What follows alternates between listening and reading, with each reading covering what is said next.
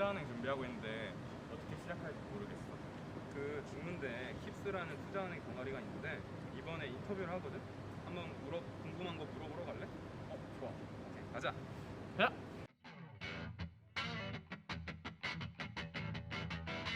제발 무서워하지 않았으면 좋겠습니다. 왜 지원했어요? 안녕하세요. 일단 초대해 주셔서 너무 감사하고 저는 1호학번이고 지금 GLEF라고 Global Economics and Finance 전공하고 있고요. 이번이 마지막 학기고 이름은 노우진입니다. 네, 안녕하세요. 저는 현재 킵스 부회장을 맡고 있고 IBBA 전공하고 있는 김정민이라고 합니다. 일단은 저희 학회가 이름이 그 Korean Investment Banking Society인 것처럼 인베스트먼트 뱅킹에 초점을 맞춰서 준비하는 학회고, 근데 이게 제가 IB를 하고 싶었던 게 지금 4년이 걸렸는데 그 과정에서 지금 저희 어드바이저로 계신 선배들, 제가 이거를 드라이브를 했다라기보다는 그 선배들이 이런 플랫폼이 하나 있었으면 좋겠다라고 저한테 이제 말씀을 해주셨고, 마침 그 타이밍에 제가 이제 그 크레딧 스위스에서 인턴 경험을 하고 돌아왔고, 그래서 제가 리드하면 될 것 같다라고 타이밍적으로 딱 맞아서 그래서 이걸 만들게 됐어요.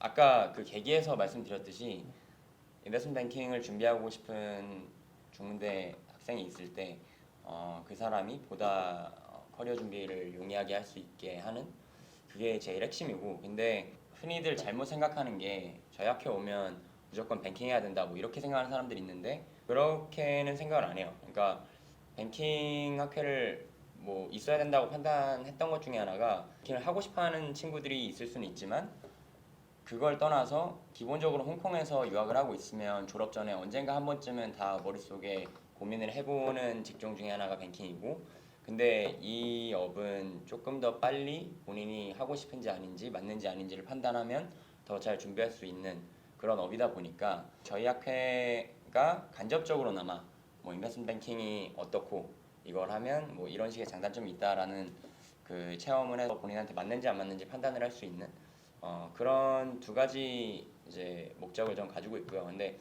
기능적인 측면을 생각을 하면 당연히 뱅킹 준비하는 친구들 제가 뭐 도와줄 수 있는 선에서 최대한 도와주고 하겠지만, 그걸 떠나서도 뱅킹이 아니라 이거 해보고 나 다른 거 하고 싶어 라고 판단을 해서 다른 걸 한다고 해도 거기서도 도움이 될 만한 펀더멘탈한 스킬셋을 갖출 수 있는, 저는 이렇게 세 가지 기능을 하고 있다고 생각을 해요. 저희가 보통 미팅은 금요일이나 토요일 오후쯤에 이제 진행하게 되어 있고요. 그리고 장소는 최대한 학교 안에서 이제 하려고 하는데 여건이 잘 안 되면 이제 외부에 장소를 잡아가지고 저희가 진행을 하는 방식으로 이제 되고 있습니다. 미팅은 저희가 거의 대부분 한 3시간 정도 진행하는 걸로 지금 여전히 꾸준히 하고 있습니다.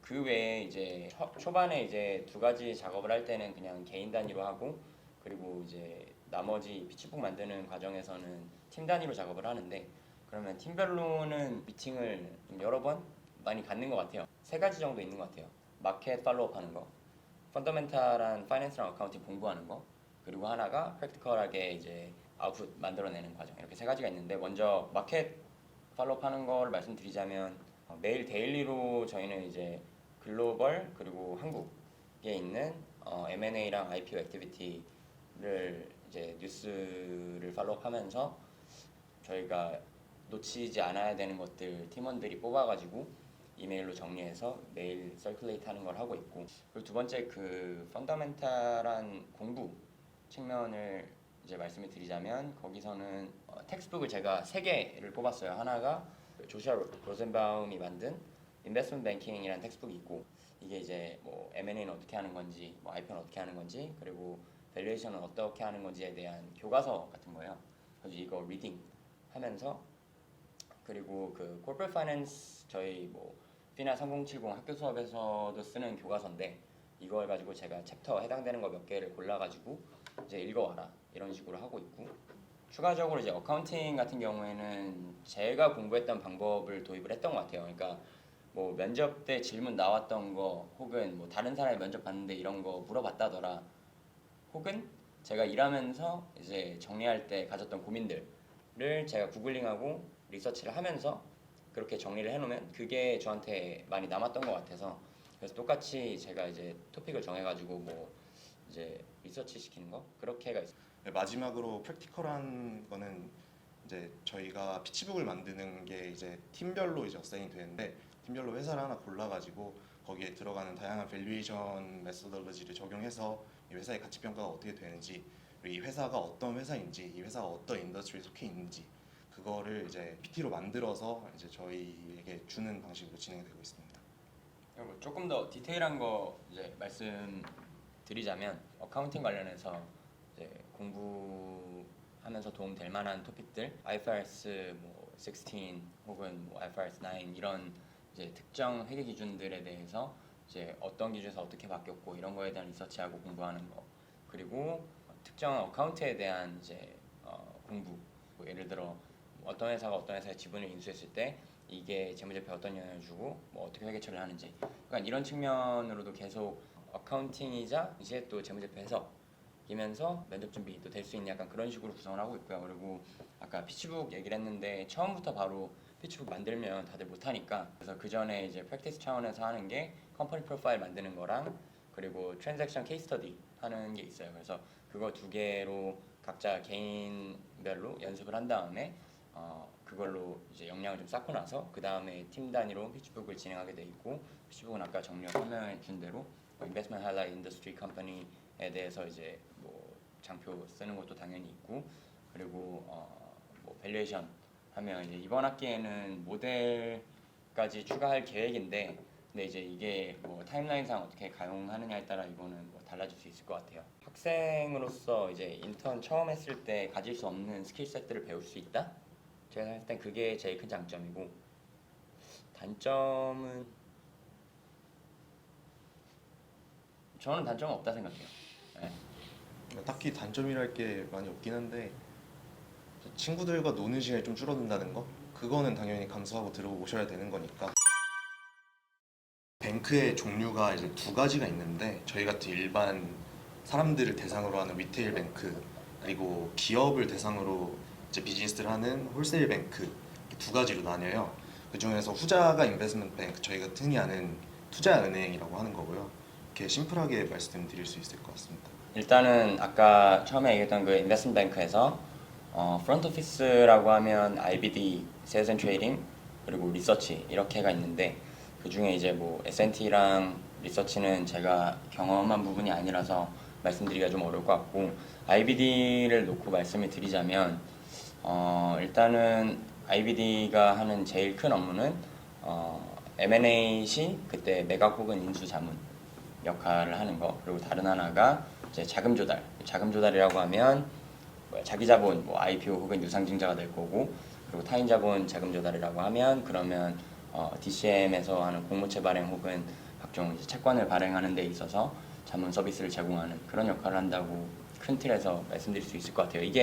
이거에 대한 디테일은 사실 뭐 흔히 아는 그 인베스트먼트 뱅크들 웹사이트 들어가면 거기에 설명 다 돼 있고, 관심 있는 분들은 그렇게 공부해보고, 뭐 그리고 나서도 이해가 안 된다 그러면 개인적으로 저한테 말씀해 주시면 제가 따로 설명해 드리고 할게요. 프라이머리 마켓이라는 건 이제 발행 시장이라고 불리고, 이제 새로운 시큐리티가 이제 대중들한테 공개가 될 때 거기서 이제 일어나는 마켓이 프라이머리 마켓.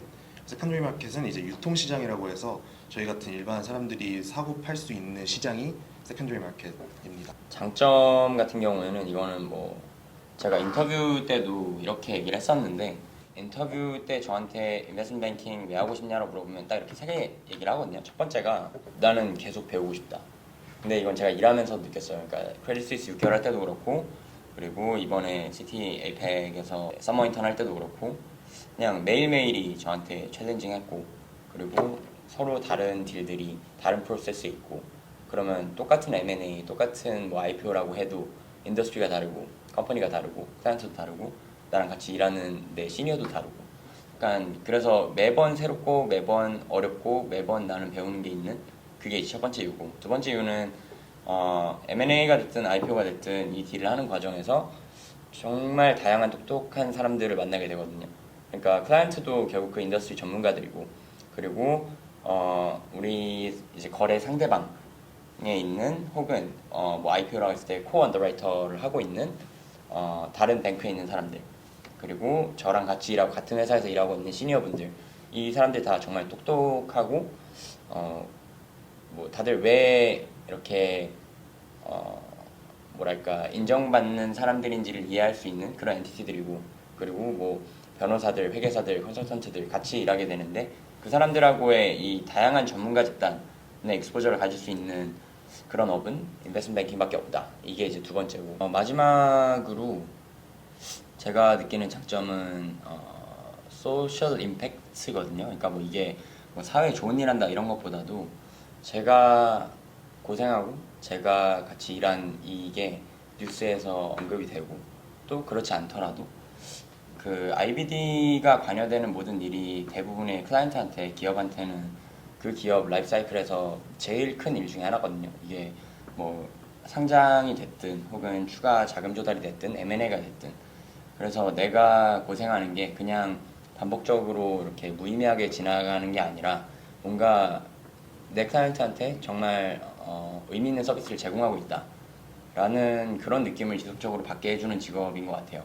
그래서 이렇게 세 가지가 제가 생각하는 뱅킹의 장점입니다. 그 아워가 길다 라고 했을 때, 근데 그게 뭐 밤을 많이 새고 이렇게 하는데, 뭐 이번 여름에 제가 이제 썸머 할 때를 기준으로 생각을 해보면 당연히 뭐 풀타임 애널리스트들은 이 정도까지는 아니겠지만 일주일 기준으로 적게 일할 때가 한 110시간 정도, 그리고 많이 일하면 한 135시간? 약간 이 레인지 안에서 계속 일을 하거든요.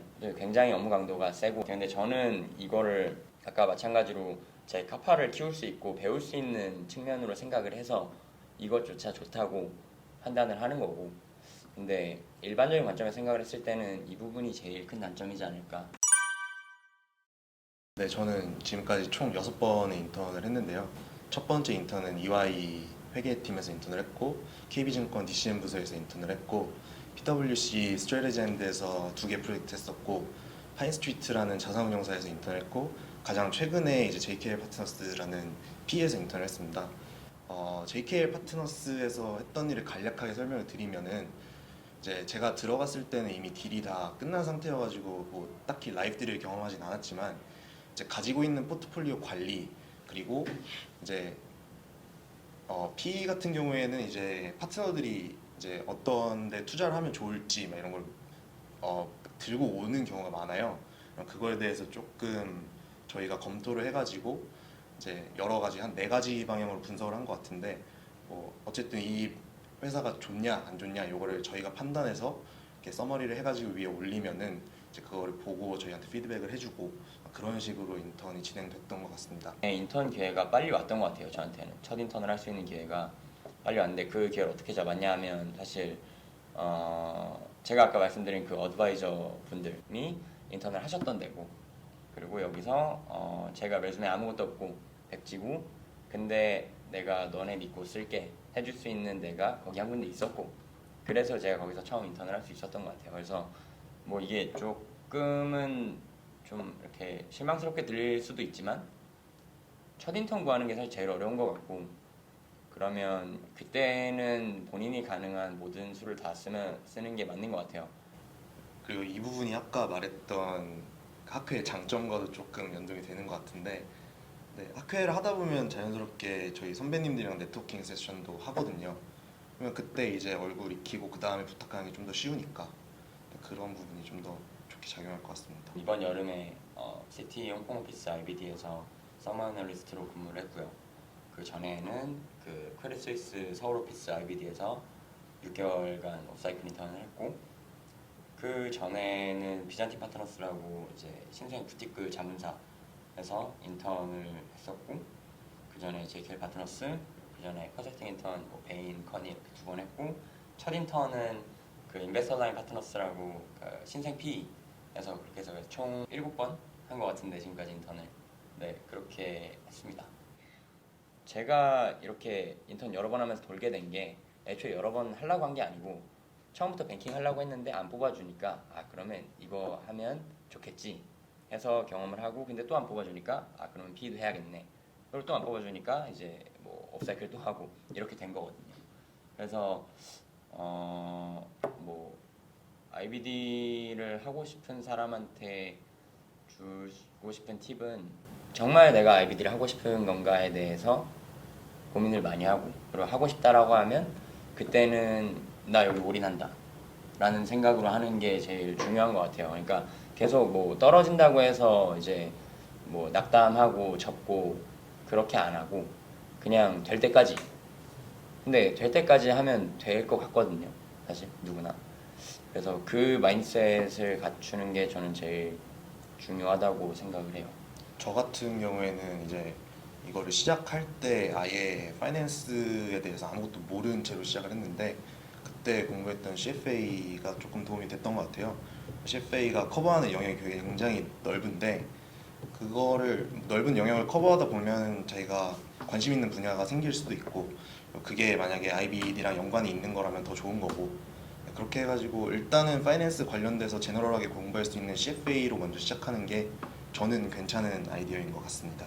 인턴을 구하는 소스가 되게 여러 가지 있긴 한데, 이제 네, 일단 올라오는 공고를 다 확인하고 넣어야 되는데, 올라오는 공고를 어디서 확인하냐라고 이제 궁금하신 분들이 계실 것 같은데, 그러면 따로 연락을 하시면 저희가 알려드리도록 하겠습니다. 일단 인베스트먼트 뱅킹 오피셜 파이프라인은 그냥 서머 애널리스트에서 리턴 오퍼를 줘서 전환시키는 게 거의 약간 유일한 인베스트먼트 뱅킹 들어갈 수 있는 길이라고 이해하고 있으면 돼. IBD 준비한다고 했을 때 저 같은 경우에 인턴을 뭐 7번씩이나 했는데 이게 좋은 거 같지 않아요.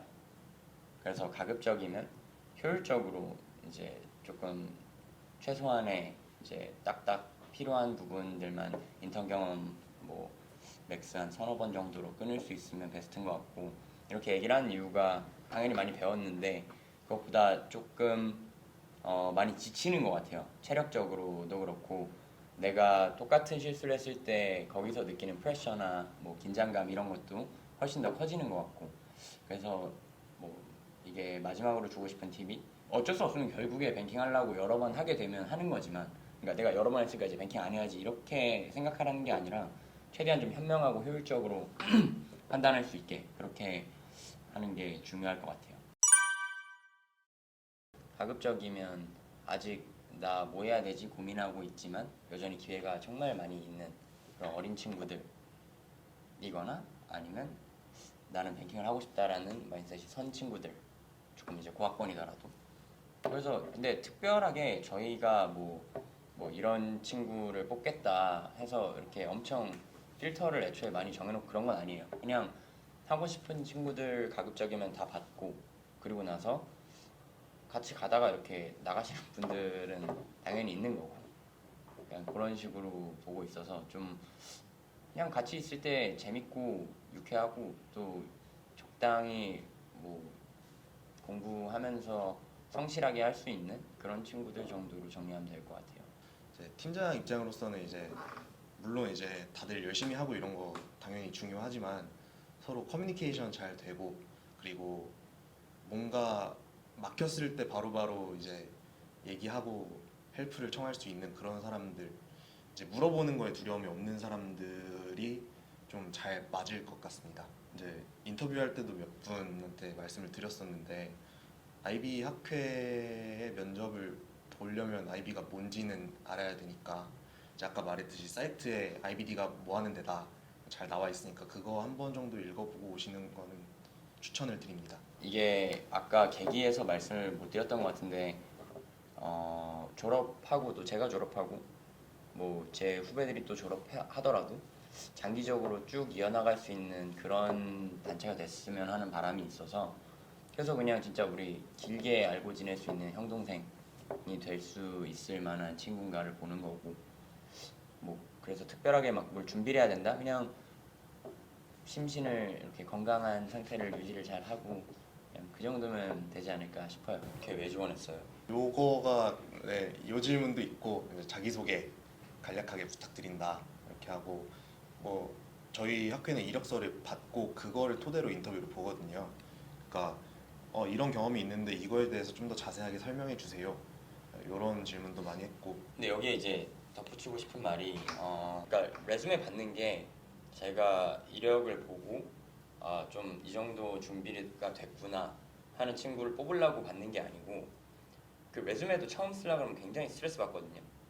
그거 한번 해보라고 그냥 제가 포맷 올려놓은 거예요. 뭐 내가 지금까지 한 거를 레주메로 영문으로 이렇게 옮겨보는 과정 한번 해보는 게 의미가 있어서 그래서 하는 거고 막 이것 때문에 뭐 경력이 내가 아직 부족한데 할 수 있나 이런 생각 전혀 안 했으면 좋겠어요. 그리고 아까 면접 볼 때 저희가 뭐 자기소개해주세요 뭐 레주메 관련해서 뭐 물어본다 이거는 진짜 궁금해서 물어보는 거예요. 그래서 저희가 이제 학회원으로서 뭐 뽑을까 말까에 대한 거는 그런 경험치라든가 테크니컬한 부분 이런 건 절대 반영이 되지 않고 순전히 그냥 핀만 가지고 보는 거고 저희랑 같이 갈 친구냐 아니냐를 보는 거고 그리고 이제 저희가 그런 식으로 좀 테크니컬도 물어본 적은 있어요. 근데 그거는 팀장을 시킬까 말까에 대한 고민인 거지 학회를 받아줄까 말까에 대한 고민이 아니에요. 그러니까 이런 오해는 없었으면 좋겠어요. 뭐 일단 그 소문이 좀 안 좋게 난 것 같은데 저희 학회가 이제 주변에 보면 막 거기 너무 빡세고 막 거기 깡패 같은 집단이고 막 네 전혀 그렇지 않고요. 저희 굉장히 프렌들리하고 당연히 공부하려고 모여 있는데 진지함이 없는 거는 말이 안 되죠. 근데 그냥 본인이 진지하게 나 이거 공부해보고 싶다라는 마음이 있다면 그러면 최소한 지원할 때 두려움은 없었으면 좋겠어요. 추가적으로 저희 이제 학회 진행한 지 한 3주 정도 된 것 같은데 저희 지금 이제 다 친하거든요. 그러니까 막 그런 거 걱정 안 하고 들어와서 친해져도 충분히 친해질 수 있는 곳이니까 제발 무서워하지 않았으면 좋겠습니다. See you soon.